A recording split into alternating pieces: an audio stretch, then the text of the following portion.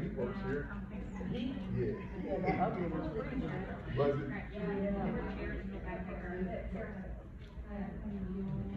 Alright, honey, good for you. That's it. You're gonna facilitate this thing. You are? At least, Okay. that's enough. Okay. Awesome, you too.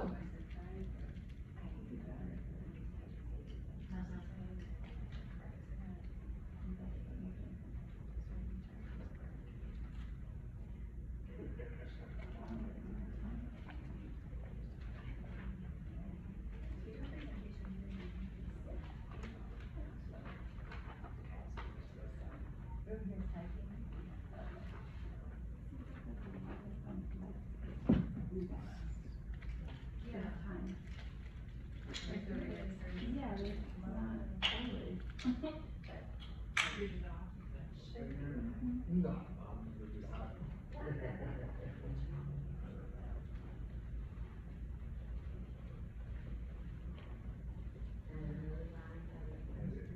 Fill this out, turn it at the end, that would be fantastic. Thank you. Thank you.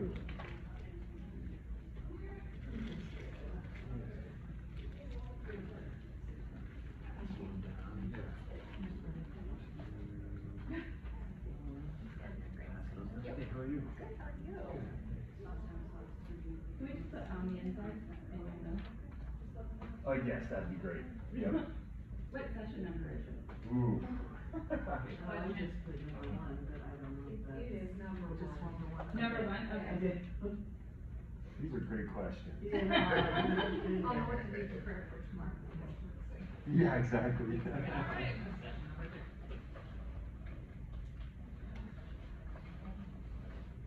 I guess unlike my e-learning, I'll wait till the end to fill it out. Last day. Yeah. I was gonna email, do you realize if I'll do it? Thank you. Alright, that makes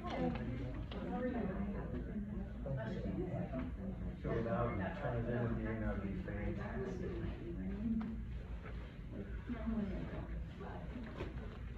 Howdy. Fill that out. I'm gonna read off this help screen, I can't, it's me. I even called them and told them that, hey, I was just told by the city government. What? So I sent an email to them.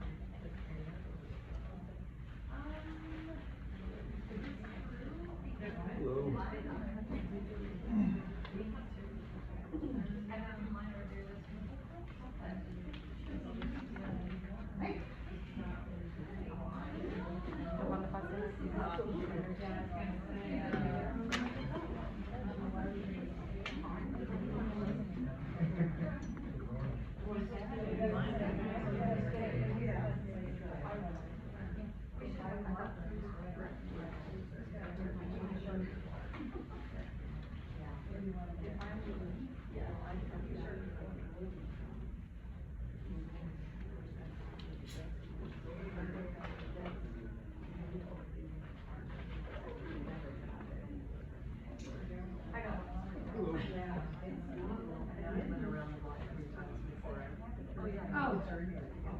I found mine by accident. I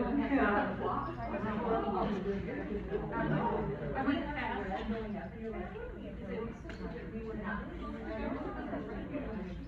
I went out and like, I really was in a lot of traffic. I didn't have to go to me around to, because that part wasn't current to my hand, and registered, and I had to leave and put back around, go to the part of the garage. Alright, ready to roll? Okay. Alright, everybody, I think we'll go ahead and get started here. My name is Tony Britton. I'm the Reentry Program Manager for the Nebraska Department of Correctional Services. And I'll be helping facilitate this thing. So I think Mr. Kardell wants to leave about 10 or 15 minutes towards the end for questions.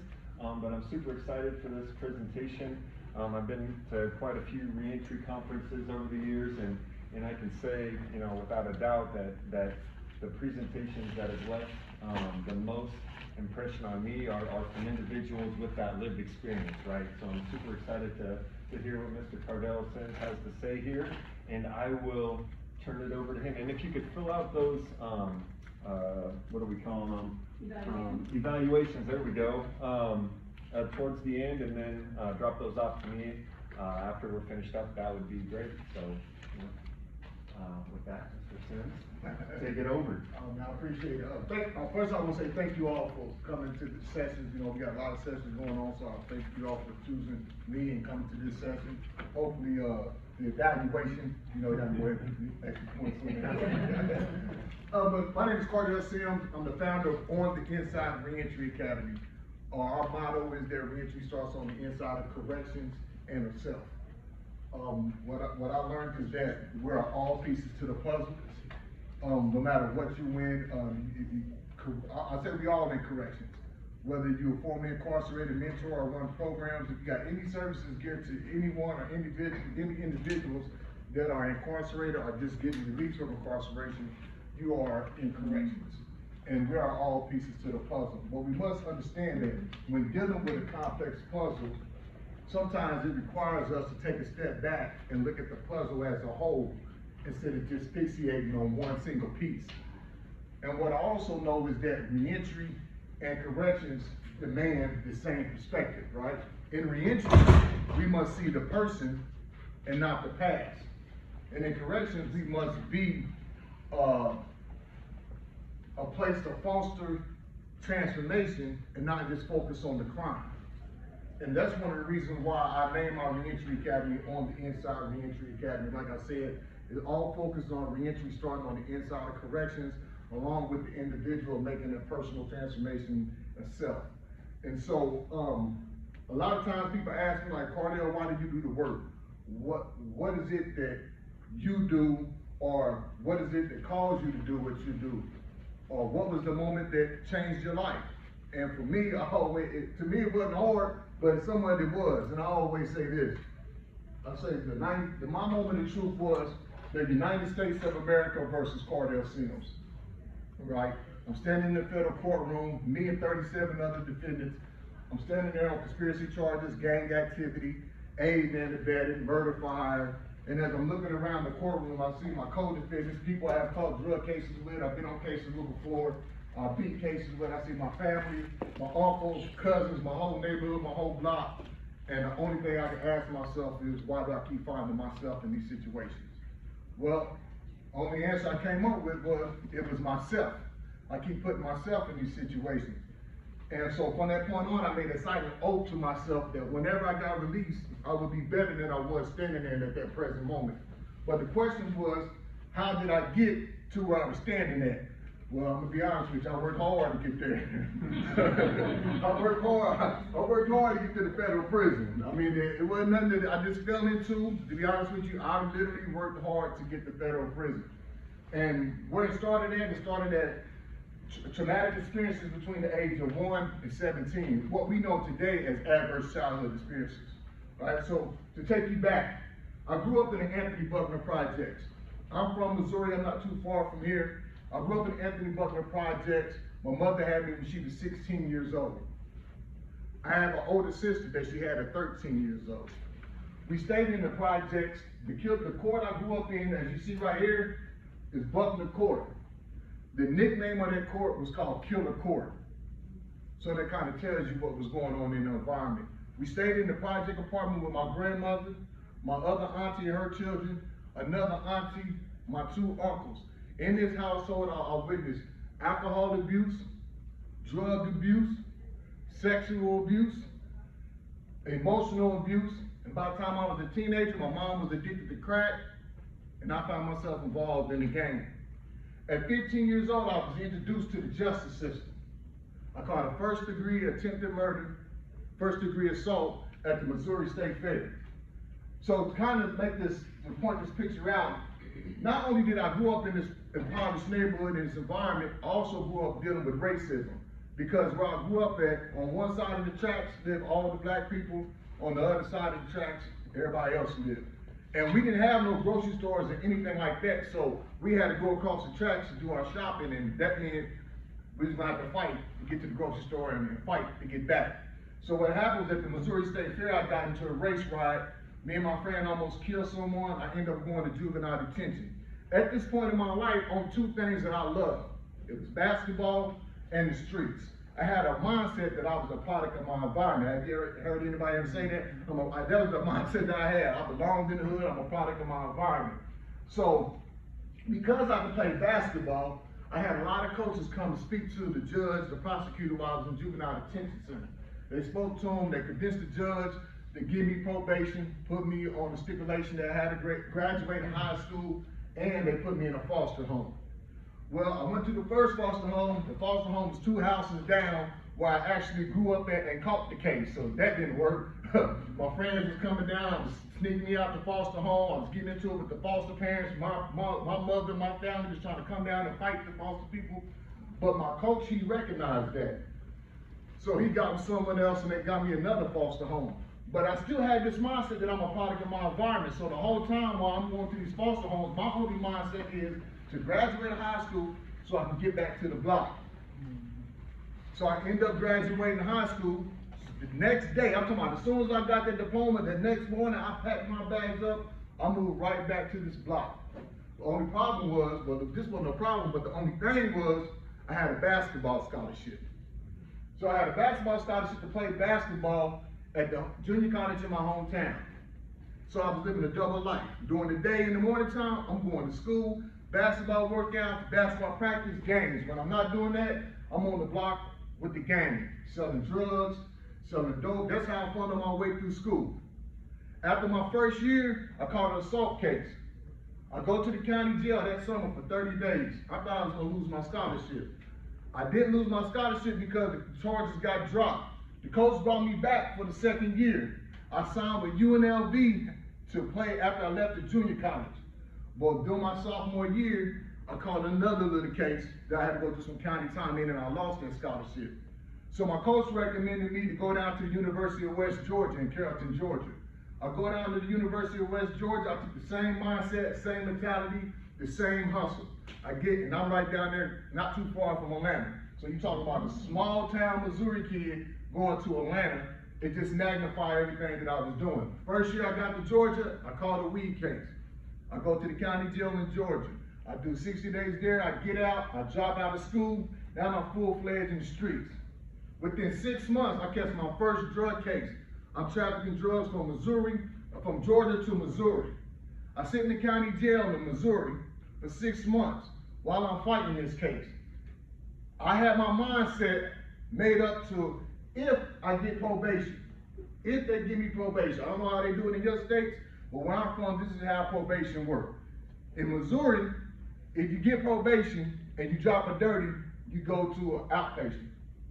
If you drop a dirty after you do that, while you're doing an outpatient, you go do a 30-day inpatient.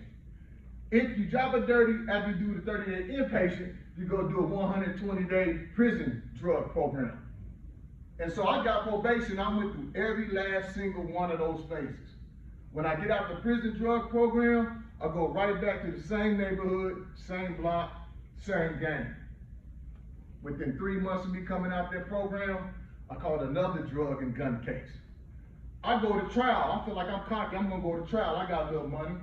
I go to trial, I lose, I get sentenced to 19 years in the Missouri Department of Corrections at 24 years old. So when I go to the Missouri Department of Corrections, they take me to this prison called Missouri State Penitentiary. It shut down now, but at this time, this was the oldest prison west of the Mississippi. So all of the prisons that you hear west of Mississippi, this is the oldest one before they shut it down. And so when I got there, when you walk in receiving, there's a sign written in red letters on the wall. As soon as you walk in receiving, you get your stuff, you walk in there, there's a sign written in red letters that says, leave all your hopes and dreams behind. And that's what I did at 24 years old. Not only that sign, but when I walked into my housing unit, and when I was going through the cages, there was another sign. It said, abandon all hope. This is the actual sign. Abandon all hope, ye who enter here. 24 years old with a 19-year sentence, that's what I did. My first year in prison, fighting, stabbing, I was in the hole. I got moved to another prison on the fact that this prison was getting shut down. This was an older model prison. No air, no heat, or when they did, it was 4 tiers. So if the heat was on, the top tier get it, but the bottom tier wouldn't. Other way around. So they sent me to a new model prison. In this new model prison, it was the same thing. They brought us in because the prison was trained to open up to house maximum security. But when they was training staff, they was housed on lower minimum security. So when they brought us maximum security people in, they tried to run it like a minimal security, and that didn't work. It was wide open, people was getting stabbed and all of that. And so we ended up being on lockdown after the first 2 years I was there. Probably 18 out of 24 months we was on lockdown. A Senate bill passed, cut the mandatory minimum on one of the cases I lost with in trial in half. I was up for immediate parole. This is about my 5th year. Well, I wasn't doing nothing with my time. Gambling. This is how old I am. Talking about which rapper had the most money, which girl looked good in the King magazine, all that, right? But when I went to parole hearing, they looked at my paper. The guards told me, he said, that was the fastest parole hearing in history. When he took me to the door, he went to the restroom, I went to the parole hearing. I went in there, they looked at the file, they closed it. Mr. Sims, you are part of the problem. You got some more years with us. What do you think about institutional behavior and drug treatment? Well, my criminal mindset, as soon as I get the treatment, the quicker I get home. So I told him I'll take the treatment. That's my whole parole hearing. I walked out the door, the guard came out the bathroom, he told me to go in. I said, man, I already been in there. He said, that's the fastest I've ever seen somebody go in and out. Well, I knew that was no good. I knew that was no good thing. So I go back to the housing unit 2 weeks later, they said that my outdate under my door, it was a few more years away, 4 more years away. But it dropped my custody level. So I went from a supermax prison to a lower level, 2 totally different operating prisons. I got a job at the governor's mansion. While I was at the governor's mansion, they called me for treatment. I went to treatment, I got out a year and a half early, went right back to the same neighborhood, same block, same gang. And within 1 year, I caught another drug case. My mama's brother's son set me up. I know some of y'all saying, that's your cousin, but that's my mama's brother's son. He set me up. I get violated for parole, go sent back to prison while fighting a new case. I beat that case on the technicality because he wasn't showing up for court. They end up throwing the charges out. I do a year and a half in prison. I get back out. I go right back to the same neighborhood, same block, same gang. This time when I get out, we in the middle of a gang war. Some people get shot. Some people get killed. We get violated for association. They send me back to prison on violation. Then they give me a child support charge. So I do another 2 years. I get out of prison, go right back to the same neighborhood, same block, same gang. But unbeknownst to me, because of the shootings and the murders, the ATF and the DEA had been in town. So I get out, I'm doing my thing. At least I think I'm doing my thing. So after about a year and a half, the federal government comes and pick me and 37 other people up. Conspiracy charges, gang activity, aiding and abetting, murder for hire. On the paper, it had the charges and then it had the time. 0 to 20, 5 to 40, 10 to life. And I wasn't worrying about the charges or the time. Only thing I was focused on was that top of that paper that said the United States of America versus Kardell Sims. And like I said, I asked myself, why do you keep finding yourself in these situations? Only answer I came up with was I keep putting myself in these situations. So from that point on, I made a silent oath to myself that whenever, if I get out of prison, because at this point in time, I didn't know if I was getting out of prison or not. If I get out of prison, I will be better than I was standing there that day. And so they took me to Bates County, a small town in Missouri, wasn't no outside or nothing. And for 32 months, when I walked in there, they bought the book cart. Now I told myself that I'm gonna be different. So when they bought the book cart, I went and grabbed the hood novel because that's all I was used to reading when in prison, was urban novels. But something told me to put that down, and I picked up this book, How to Hustle to Win. And it started teaching me about entrepreneurship. And then from there I read Seed of the Soul, Rich Dad, Poor Dad, Knowledge of Self, Science of Self, The Richest Man in Babylon, Alchemy. I started reading all these different books. But now I just wasn't reading, I was taking notes. So I was taking notes, how to set SMART goals, The Secret, The Gratitude. And for 32 months, that was my regimen. A guy came in while I was in the Bates County. He told me about Amazon, how Amazon worked. I said, so you telling me I can write my own books, put it up on Amazon, don't cost me nothing, and I can make money? He was like, yeah. I'm like, that sound like a legit hustle to me. That sound like legal dope. So I started writing books. And then I got sentenced to 57 months on top of the 32 months that I did in Bates County, and they sent me to the United States Penitentiary, Leavenworth. And this prison was just like the very first prison I went to. But the thing was, when I got to Leavenworth, they told me I couldn't take no programs, nothing like that. The dude did, because when you walk in there, you got all these people standing in line, and they screaming out numbers. What's going on? 045, 04, what's wrong with you? He's like, yeah, your shirt, 045, we know that's where you're from. So when I got there, he said, before you can do anything, we need your paperwork. So my paperwork, he's like, yeah, we need your court transcripts, your PSI, to make sure you ain't telling nobody. You need to do nothing to no women and children. So I had my family send that paperwork in, but I had them also send all the paperwork that I was taking, all them notes and all them books I was reading, my plans. Had them send that in, and I just continued the same regimen in United States Penitentiary, Leavenworth. But this time, they had programs. See, one thing I knew, I didn't have no skills. And I already made my mind up, I wasn't getting out working in no factory. However it was gonna work, I was not getting out working in no factory, because in my personal development phase, I knew for me, not saying everybody, but for me, I didn't fit a factory. And if I quit that job at the factory, that was the only excuse I needed to do to go back in the streets and do my thing. And so I started taking programming all based on, if I take this program, can I go out and start a business? So I took janitorial first, took that for 6 months. After janitorial, I took hotel, hospitality, and lodging for a year, became certified concierge. After that, I took ServSafe, ended up becoming certified in food preparation. Then I took this class called Confidence and Success.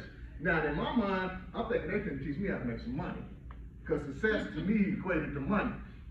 But in this class, they taught me about affirmations, they taught me about vision board. I applied them two things to what my regimen I already had. And so I started building a life for what I want my life to look like once I got out of prison.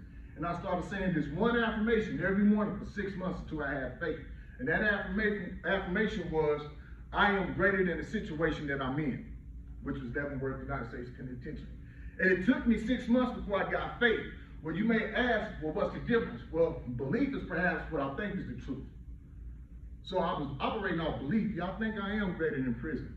But after about 6 months, I knew I was greater than prison. And from the fact of me knowing, I started carrying myself in a different way. You just couldn't talk to me, come to me with any conversations.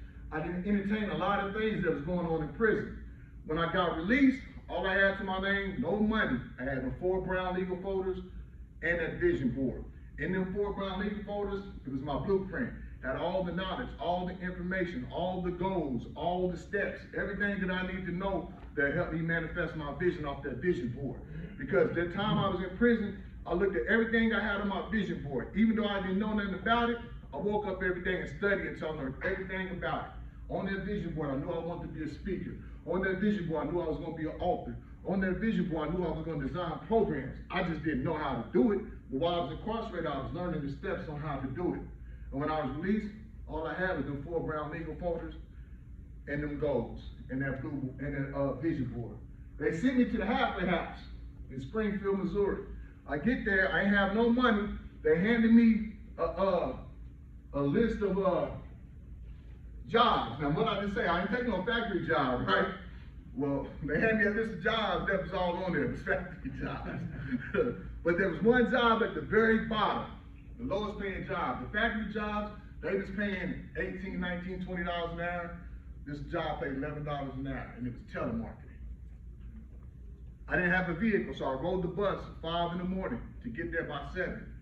I interviewed for the job, they had me read the script, the guy hired me, and the next morning when I went back, they started their meetings off with affirmations, and then each telemarketer started setting goals for themselves. And I knew this is where I belong. So my regimen in the halfway house for 6 months was 5 in the morning, catch the bus, get to work by 7, off work at 3 o'clock, back to the halfway house at 5. From 5 to 7, I would type up those books I wrote from paper to PDF and upload them to Amazon. And then from 7 to 9, I would take life coaching classes. I made $11 an hour, 40 hours a week. Let's do the math.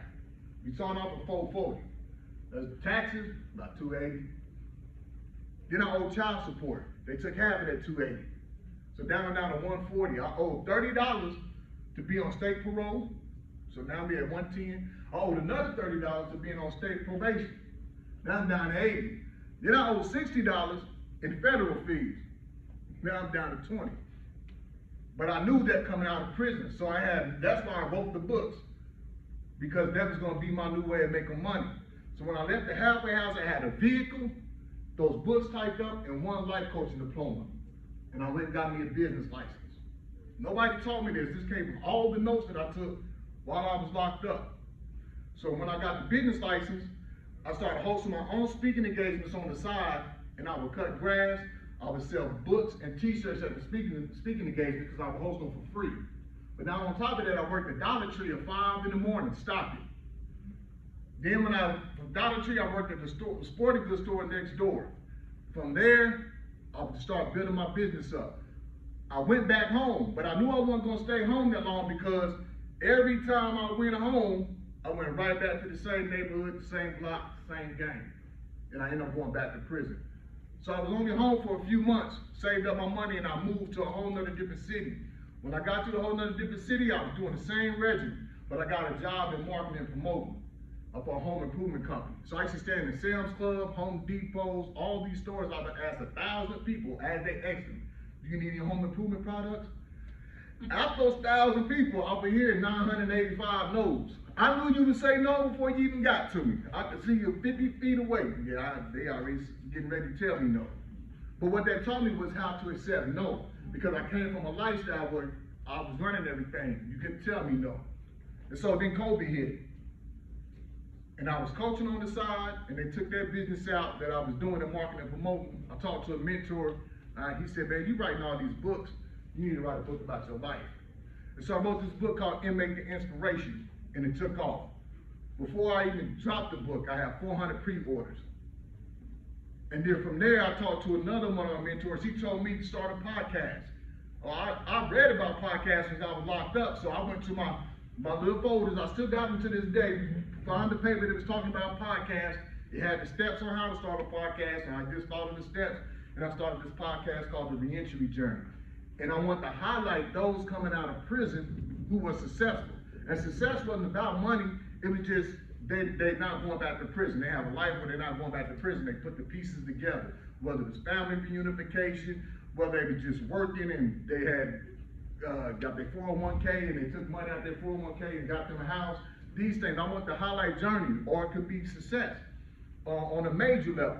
So I started highlighting the journey, and the podcast began to take off, and I began to build a network of correction professionals, formerly incarcerated educators, and everything. But I'm still on federal probation. I'm still on federal paper while doing this. So as soon as I dropped the podcast, 2 months later, I was off of federal probation, and somebody who read my book, Inmate the Inspiration, had a company who got a grant. For the first time, the federal government provided a grant for formerly incarcerated motivational speakers to go back inside of prison to speak. And they asked me would I be one of the speakers. I said yes, and they paid. So I got paid $1,200, and I did 10 institutions.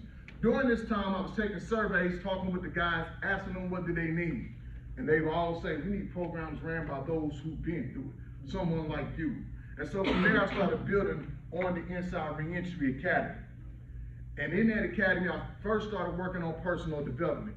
I took the things that I did, put it into a program for personal development. And in the Bates County in Leavenworth, what you see here, I won't go back to the bridge, what you see here is the Inside Transformation Framework. This is the framework I started using because this is the framework I use for myself. And the first part was mindset reconstruction. And this was the major report. This wasn't optional, this was foundational, right? And this was bigger than just positive thinking. This is seeing yourself in a different light and your possibilities.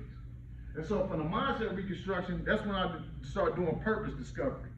When I read the book, Knowledge Itself, it showed me and let me know that I was bigger than my current charges. And I started to develop a purpose. Then the next step was skills translation. That was taking the existing skills that I had and translating them into something productive and positive. So the same mindset that I use to orchestrate and make maneuvers on the block is the same mindset that I use in building programs. The same knowledge about psychology when it came to manipulating staff when I was in prison is the same mindset and knowledge that I use to start being a motivational speaker and a life coach. The same hustle I use to run dope up and down the highway, the same hustle that I use when I'm reaching out and networking to build my programs and getting inside of prison. So that was the skills translation. And then the last important is the vision development. In Leavenworth, I took that vision board and I turned my cell into a classroom. And I studied that vision board every day. And every day I woke up, I seen what my life would look like. Not only that, I started studying and putting together how I was going to get there. And that's called my Inside Transformation Framework. In our program, this is the first framework that we worked on. Remember I said reentry starts, and our motto is reentry starts on the inside of corrections and the self. This is the self side for the person. But corrections is behind this as well, because on the mindset reconstruction, corrections have to have an environment where someone can make that change. Because if you're stuck in an environment where there's stabbings, killing, stuff going on in there, you're not worried about changing your mind, you're worried about survival. What also comes to mindset reconstruction? Purpose discovery. You get purpose discovery from the religious aspect, right? From the chaplain. You can find purpose discovery through mentorship, all these different things. And so once I got to the point that I built my program, I started pitching it, and I got into the Missouri Department of Corrections, one of the first formerly incarcerated individuals to run their own program inside the Missouri Department of Corrections. And then they gave me a pilot run. I had a 6-month pilot run on my first class. After my first class, I had enough sign up for 3 years. And so I've been running that program, but when I built my program, I built the virtual side, because I was having meetings with these wardens and reentry program coordinators and all these people via Teams, Zooms, and I said, well, if we meet like this, then we can set it up in the classroom and let's get to work. And then Arizona, seeing what I was doing in Missouri, they contracted me to run the virtual side in Arizona. So one thing that was different about my class was every month I bring in 2 successful formerly incarcerated people, whether it's in physical or on virtual, to share their story and their keys. The reason why I do that is because I wanted my class to continue to see that there was people, not just one, not just 2, that there was a lot of us who was walking out of prison doing amazing things. And so I took that same feeling. I woke up one morning in 2022, I said, I want to take the same feeling across the country. And so I reached out to everybody I had on my podcast that was formerly incarcerated or that worked in corrections, that was educators. I said, this is my plan. I plan to go around to any institution to open the door, and we're going to do full-day workshops. We're not going there speaking, we're going there to work. And every hour, somebody's going to do a workshop. So I ended up with a team of 6 people. We went to 8 different states. We ended up doing 20-something institutions and 30 workshops. The full-day workshops look like this. Every hour, I did goal setting and vision board. So when they walked out of my workshop, they had a vision board, a vision for 6 areas of their life, written down, put out, along with goal steps for that. The next person came up for an hour, he did career readiness. When they got done with that, they had a resume built, we did mock interviews. After his, we did entrepreneurship. Then we did mental health and wellness, and we started adding all these topics. Then we brought in the reentry resources in the area that allowed them to get signed up for the resources that they need. And it was a success. And at the end of 2023, almost everybody knew who I was, almost in the correction space. And so from that point on, I just continued to build partnerships. And now I currently run the same programs in Missouri and in Arizona, but I also run an entrepreneurship program in Massachusetts. And what we like to focus on in our programs is building these 4 critical bridges, right? The first bridge is knowledge bridge.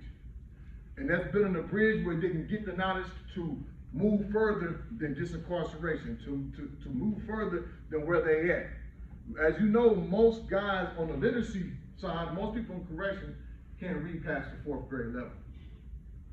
So this is where the knowledge bridge come in. Next is the relationship bridges. We have to build the relationships as well. This is what I found out in my personal development class. Even though I was in there just to run personal development classes, I realized that in personal development, I had to be the connection to all the resources for those in my class in their personal development, because each story was different. So I had to build relationships, not just for myself, but for them as well. And the relationship bridge, so that's putting them in the right position for substance abuse, helping them find a new a group to hang with, peer support group, helping them find connections to their religion if they don't have it. That's the relationship bridge. But outside of the relationship bridge, the next bridge was the opportunities. And this comes from your workforce development. This comes from vocational training and things of that nature. Then the biggest one that a lot of us sleep on is the identity bridge. This is the biggest one. The identity bridge is someone transitioning from an inmate, offender, whatever you want to give them the name, back to a consumer, back to a parent, back to an employee. They have to find their identity. And so these are the 4 bridges that we build in our program. But on these 4 bridges, they're all surrounded by what I call the whole person approach model. And what this means is we all must work as an ecosystem around that person. And we need to work simultaneously. We got to stop working in silos. We have to work together. Where we're all working together and we keeping tabs on this one individual, of that individual. We're not sending them here and then we just lose sight of them. We're not sending them there, we don't lose sight of them. We have to work together. And so, first one is the physical dimension. So when you look at the physical dimension, this consists of, on the inside, it consists of the conditions of the prison. Is the prison is an environment where someone can learn? Not only that, we talk about health-wise, physical health, nutrition. How is the nutrition? In the opening, they were talking about the well-being. That's the physical, the well-being. Not only outside it, part of the physical is the housing. When they get released, where's the housing? This is all played in the physical dimension. Next is the psychological dimension. This is the CBT programs inside of the prisons. Not only that, this is the connection to mental health wellness. This is the counselors. This is all the psychological dimension. Then you have your social dimension. That's when they're getting out. That's the peer supports, right? That's the connection, the mentorship. That's your social dimension. Reintegrating back into the community organizations. Next is your economic dimension. That's workforce development, vocational training. Employers, they're part of that dimension. And then you have your purpose dimension. And it goes back to what I was saying in the beginning. This is your faith-based leaders, the mentors that's out there. And this is, we found out that the most successful implementations have come when all the entire ecosystem evolve around these dimensions. And so what you see here is 3 of my students. The one on the left, Mr. Walker. Mr. Walker did 31 years. And we're gonna run through the dimension with Mr. Walker. Mr. Walker did 31 years. Physical dimension, when Mr. Walker got out of prison, we had to make sure we got him a halfway house and place to stay. Not just any halfway house, a healthy halfway house. Because we have to admit, there's transition homes, sober homes, halfway houses that just ain't for the best. And 31 years coming out of prison, we don't need Mr. Walker in there. His wellness, Mr. Walker, he wasn't going to the medical in prison. He was living day by day, so we made sure he go get his checkups and everything like that. The halfway house he was in, they got audited and the feds closed him down. So we had to scramble to find Mr. Walker another great place to live. And so for the first year, we focused on Mr. Walker's physical and psychological. Mr. Walker just got out of prison 31 years. So standing in McDonald's, looking at the menu, not knowing that you're supposed to order off the machine, drove Mr. Walker to have anxiety. He's calling me, Mr. Sims, they ain't even taking my order, I'm getting upset. Where you at, Mr. Walker? I'm at McDonald's. I said, is there a machine over there, a screen? Like, yeah, I said, that's where you're supposed to go ahead and take your order. I have to walk him through that process. Psychological, he goes to Walmart. Mr. Walker is used to flushing his stool in his cell, 31 years. He goes to Walmart, he's standing there looking at the stool. Mr. Sims, man, the stool ain't, what's going on? Take a step to the side real quick, Mr. Walker. Take a step to the side, toilet flushes. He's not used to that, right? Mr. Walker don't know what to order when he goes to a restaurant because he's been living off the same menu for 31 years. He knows the menu up and down. Nobody's sending him money, he got to rely on the menu. So the whole first 2 years, we focused on Mr. Walker's physical and psychological dimension. Now let's get into the social dimension. After the first year, Mr. Walker, what you want to do? Mr. Sims, well, I've been seeing everything's going into electric. I think I want to be an electrician. Okay, let's do it. We get Mr. Walker through our connection with voc rehab. We get him signed up. They get him in electrician school. Now we taking someone, now this is the social part. Now we taking someone who did 31 years in prison and we putting him on a college campus. Mr. Walker ain't used to having a lot of people walking around him. Mr. Walker think everybody know he fresh out of prison. So we had to build a team around him, mentors, therapists, and counselors to help Mr. Walker get comfortable sitting in the classroom and understand everybody don't know that you're in prison. They don't really care, right? And so 10 months of that, Mr. Walker graduated. He graduated from the electrician school. And so now we looking at the economic. Mr. Walker, you want to get an electrician job, they're paying $40, $50, $60 an hour. That's what he want to do, but he don't have no license. To be an electrician, you need a driver. So now I got to get Mr. Walker into driving school. In Arizona, we connected with driving school. You get the 10-hour course, you go and do 2.5 hours every weekend. When you're done, you don't even have to take the driver's test. They give you an insurance certificate and you get your license. So now he get his license. Now Mr. Walker is an electrician apprentice and he's making 40, 50, but he's making 57, 65 an hour after 31 years in prison. And we starting year 3 with him. Because everyone who comes to my program, they get my mentorship for life. They can call me whenever, we can meet whenever. You stuck with me until you feel like you want to do your own. But I'm still going to check on you. Next is Mr. Balkin. Mr. Balkin was in our Arizona program. Mr. Balkin did 10 years. Substance abuse is his thing. Mr. Balkin gets out, we find him a great sober home, and he's just going day in and day out. Remember I say success is different what it looks like for each individual. Mr. Balkin's success is more so keeping his sobriety. So we have to build a community around him keeping his sobriety. Sober home, NAAA meetings, peer support programs, getting him enrolled in college. He's been out a year, he's enrolled in school. He just got him, they hired him as a peer support specialist because he got a certificate in peer support specialist. They hired him at the same sober living unit to be the house manager. Now he's going to school full time. He loves it. Mr. Sims, I'm on a college campus, you know, and that's his success, keeping his sobriety. Next is Mr. Ruffino. Mr. Ruffino was one of my first students in the Missouri Department of Corrections. I couldn't tell you what they went to prison for because I don't ask that.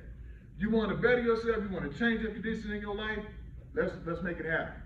Mr. Ruffino, before he came to prison, he was in radiology. He did 7 years in prison. While in prison, he did restorative justice work.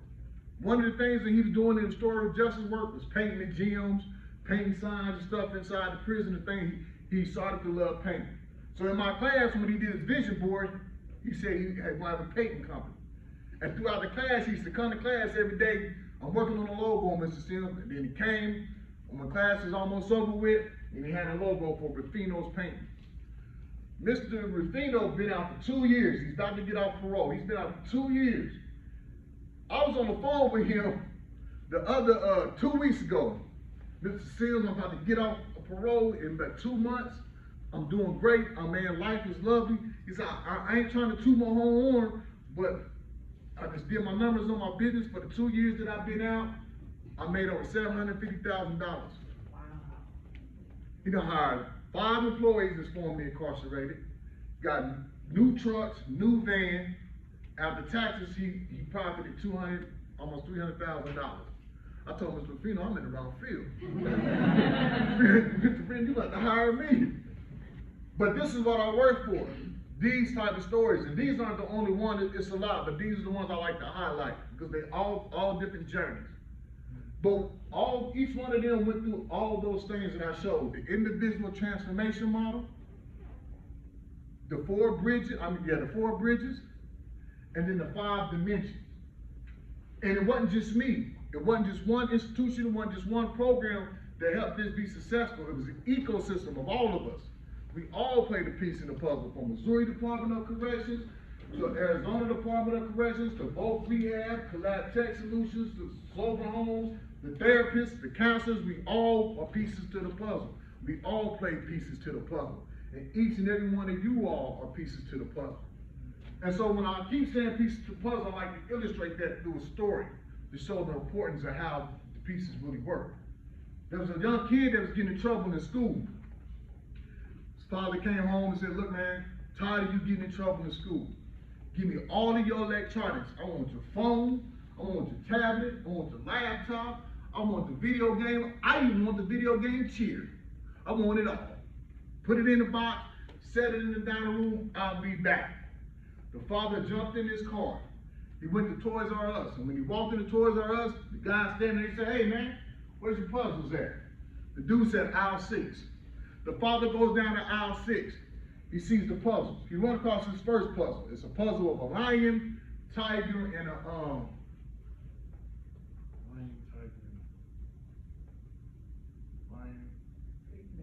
Just want to make sure y'all paying attention. So the lion, tiger, and the bear. He said, no, that's going to be too easy. He go down to the next puzzle. It's a prehistoric puzzle. It got the one dinosaur on there. What's it called? Pterodactyl. Just want to make sure you're paying attention. Father said, no, it's going to be too easy. He walked down a couple more steps. He see a puzzle of the world. He said, oh yeah, this is it. I got it. It's going to take me about a month to get this together. He grabbed the puzzle, paid for it, he go home. He walk in the house, son sitting at the dining room table. He's mad. Got his arms folded, framed up. Dad comes in with the puzzle. He says, look here. Whenever you get finished with this puzzle, you're going to get your electronics back. You ain't got to do the puzzle today. You ain't got to start on it tomorrow. But whenever you get finished, you're going to get your electronics back. Son's mad. He's hot. He done snatched the puzzle, started ripping off the plastic, took the top off, dumped all the pieces out, set the boxes to the side, and he starts spinning on the cardboard on the other side. What's on the other side when you're filling on the puzzle? What's on the other side of the puzzle when you fill it?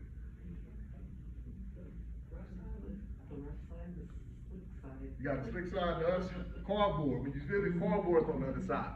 So on the other side, he's looking. On the cardboard side, he sees something kind of like an eyeball. So now the son, what's going on here? So he starts flipping the pieces over backwards. He sees something kind of like a fingernail. For the next 3 hours, the son starts putting the puzzle together backwards. Boom, he's on it. So after about 3 hours, 4 hours, he got it put together. He takes the boxes that came in, he breaks them down, flattens them out, slides it up on the puzzle, flips it over, mats it down. There it is, the world put together. He happy now, he better go get his electronics back. He run in the room, Dad, I'm done with the puzzle. Dad, like, man, look, you playing with me. You ain't done with that puzzle. There's no way you put the puzzle together that fast. He says, no, for real, Dad, I am done with the puzzle. Dad, like, look here, if I get up out this bed and that puzzle ain't done, you ain't got to worry about it. He says, no, for real, Dad, I am done with the puzzle. Dad gets up out the bed, goes into the dining room. There it is, on the table, the world put together. His dad's happy. Grab him up, give him a big hug, put out his phone, man, my son the smartest son than all y'all sons. He put this puzzle together in 3 hours. He's ecstatic. Gets off live, gets off social media, sitting down there talking to his son. He says, son, you gotta tell me, how did you put this puzzle together so fast? And the son said this, well, Dad, on the other side of the puzzle, there was a man. When I put the man together, the world came together. And that's what we do in reentry. We are all pieces of puzzle. The pieces of the puzzle that help someone put their world together. We're gonna put that person together, we put the person together, the world comes together. And it all starts on the inside. It doesn't start when they get released. It starts the day they walk into prison. We have a diagnostic center. The diagnostic center is supposed to determine all these things. And when they do, we must start putting together a reentry plan for each individual from what we learned in diagnostic. So during their time to stay in corrections, they are programming all the way until they release. They are bettering themselves all the way to release. And for the population that's gonna be there for a while, they become the mentors. They become the peers. They become determine how the institution is ran. When the guys come in, make sure they getting their GED, making sure they getting the program, making sure that they come together. But we're all pieces and we all gotta work together. I'm Kardell Sims, thanks for attending this session.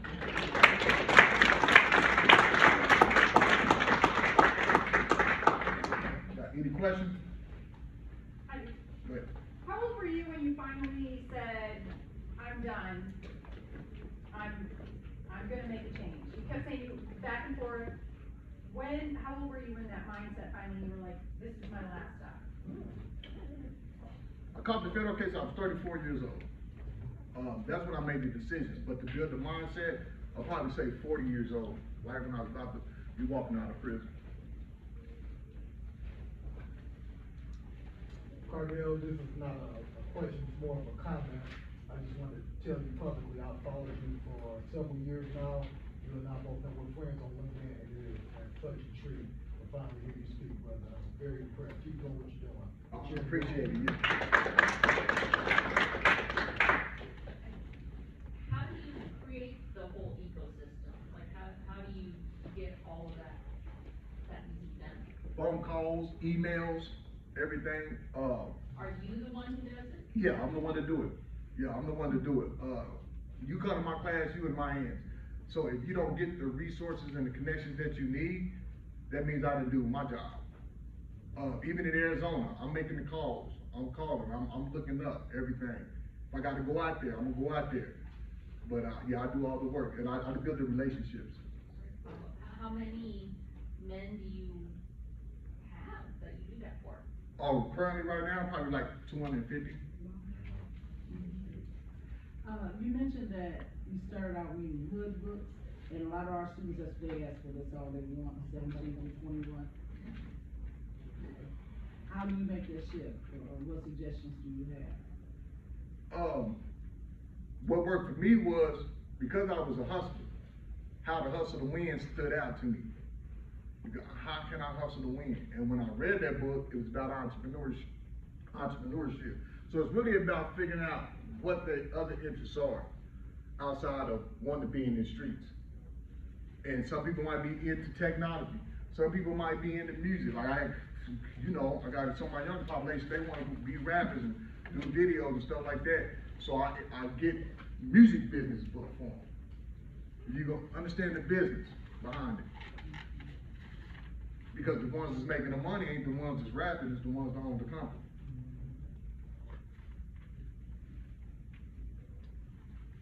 Do you work with any like youth, like say 17 to 21 in like youth facilities too? Yeah, I got two programs. I got a program called No New Numbers. This is for my youth. No New Numbers is, I usually work with anybody ever heard of Youth Build. So I usually work with Youth Build in them programs, because they work with people between the age of 16 and 24, helping get their GED, helping get the skills up in Youth Build. A lot of times heavy construction, and for women, the CNA. And so I have a No New Number program, which is social and emotional learning. And it's geared to what it says, no new numbers. I don't want you to become a new number. And those in juvenile detention, we use the same, we call it the 0%ers. Because people give us a 0% chance to do something. And it's the same program, it's just social and emotional learning. So is your reentry academy inside the prison, or where is it housed?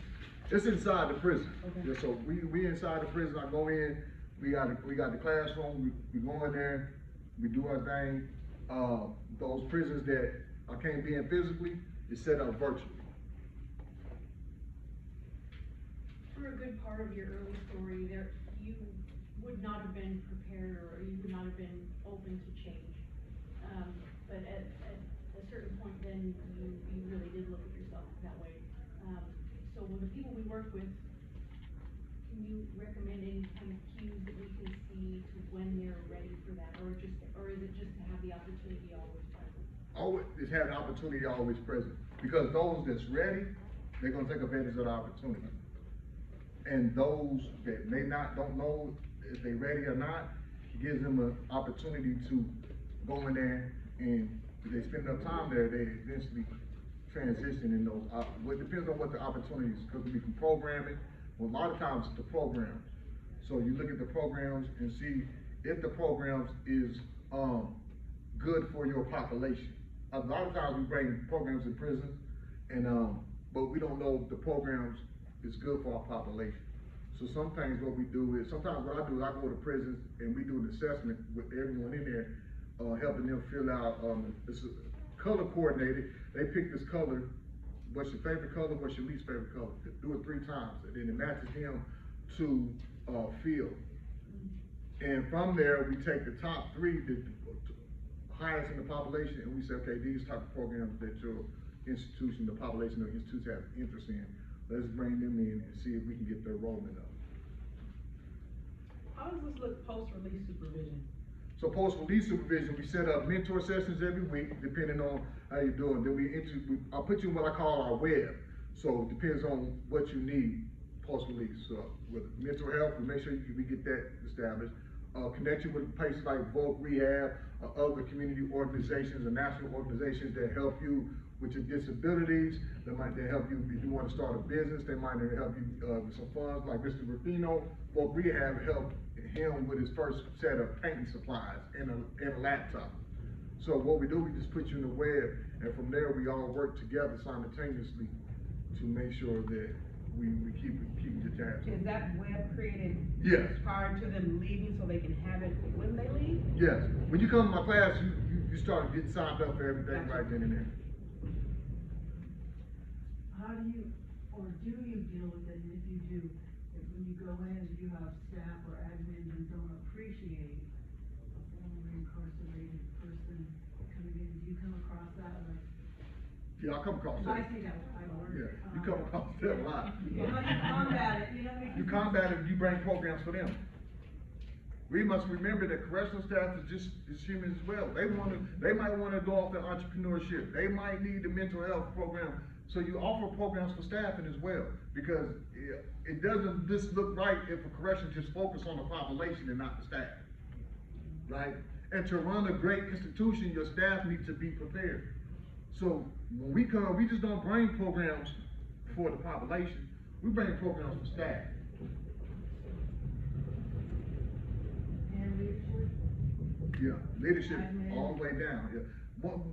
I do a lot of services outside of running the programs, like I speak in prison, do workshops, but one another service I do is we do assessment. So like we go in, like last prison, we went in 40 deep. One of the deadliest prisons in Tennessee, we went in 40 deep. And the reason why we did that on the person who's incarcerated side, you know, a lot of times 1, 2, 3 people might come in, don't everybody get to talk to the person. When you come in there with 40 people, now nobody's standing around in the units. Go talk to somebody. Then on top of that, that's the first day. The second day, it'd be 10 of us, because part of I work with not just formerly incarcerated educators, but correctional staff, wardens, program directors. So when I do an assessment, I bring them with me to see what they see. What do they discover? So when we sit down and talk to the warden, the commissioner, directors, we gotta draw it out. This is what we've seen, this is what we recognize, this is the programs that we can offer, and then what we can build to change the environment. Can you talk a little bit about how you build out the identity bridge? So the identity bridge is, part of that is that family reunification. What a lot of guys, you know, say we get locked up, when we come home, we really want to rebuild them family bridges that we have. In them family bridges, now you get your identity back as a father, right? As a son, you know, we might broke bridges with our mother. And then from there, we get the confidence, and when we start going to work, then we start to feel and identify as an employer. Like when I worked at Dollar Tree, you might say like, that ain't job, ain't nothing. But it felt good to me because I was finally doing something right. I was finding my identity outside being a block boy, a drug dealer. Like, yeah, I work at Dollar Tree, and that was kind of a proud badge for me, even though it wasn't a top job, but I was doing what I could to not go back to prison. And then from there, I turned into a lead generator, a promoter, to a program director, but I had to find that father, that son, that employee first. Any more questions? All right, thank you all for attending, I really appreciate it. If you can fill out the survey, please do so, and if you can turn those in at the front, I would appreciate it. Both, please, yes.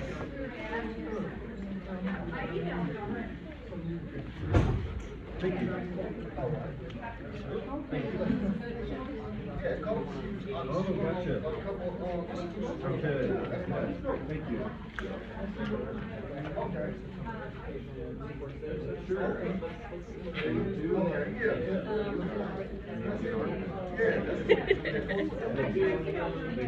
yeah. Thanks a lot.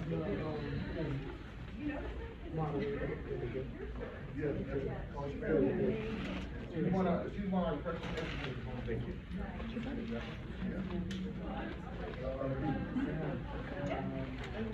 I don't find it funny.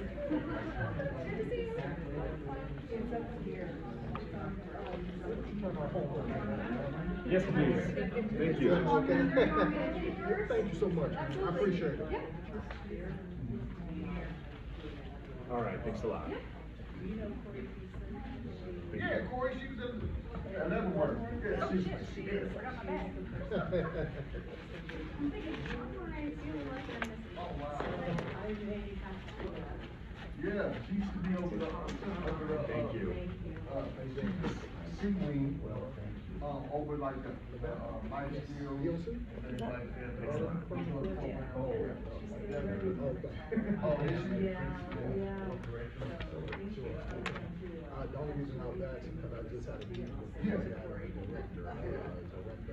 I definitely remember James Surrender, the director. she used to check the books out, so I had one up there to the book.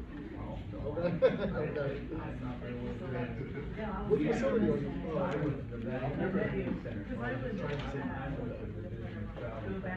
Understood, okay. Written word, yeah. Oh, you're good, no. Oh, yeah. Well, I think it's a No good problem. idea, second, you know, that you got that off. Another presentation here next.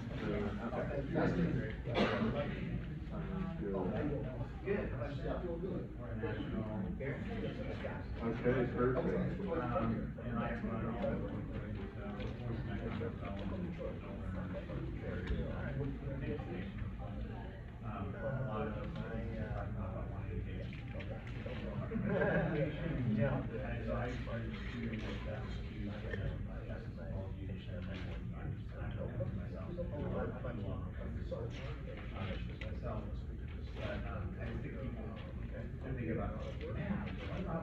What about labor market information? They're actually not talking about the problem.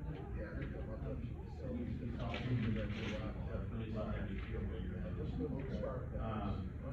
I might.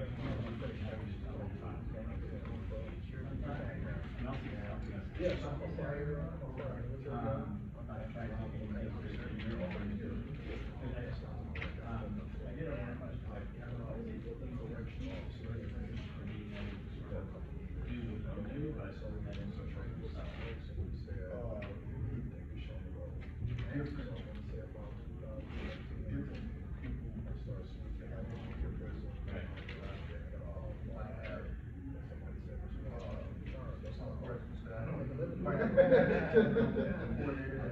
All four.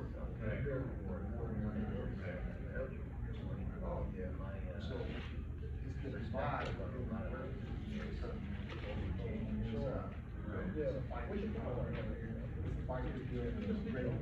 Well, not just. So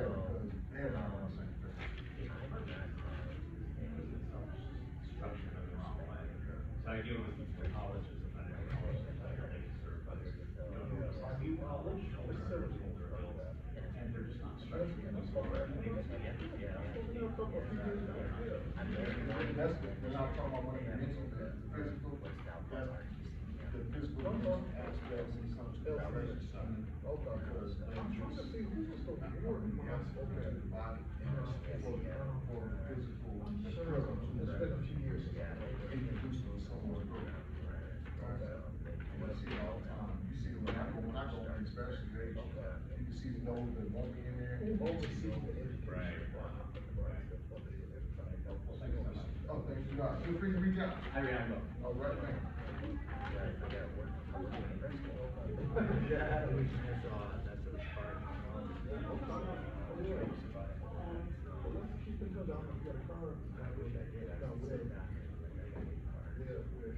Kardell, you know, I'm not leaving without a picture, brother. I'm getting. Oh, yeah, we gonna get a picture, man. I ain't leaving without that, brother.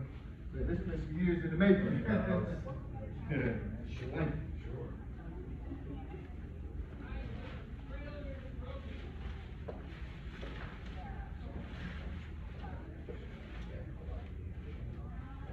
How you doing? Good. Oh, I forgot to turn in my evaluation. Yeah, you're in this one next? Yes. Okay.